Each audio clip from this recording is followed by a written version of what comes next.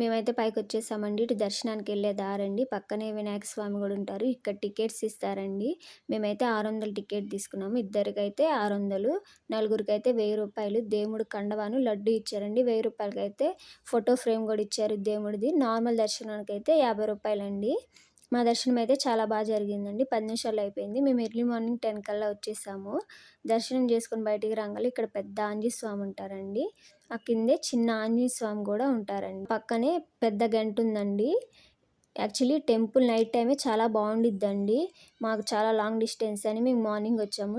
దగ్గరలో ఉన్న వాళ్ళు నైట్ టైం విజిట్ చేయండి, చాలా బాగుండిద్ది. ఆ పక్కనే కోనేటిలో పద్మనాభ స్వామి ఉన్నారండి. మేమైతే మెట్రోకి వచ్చామండి.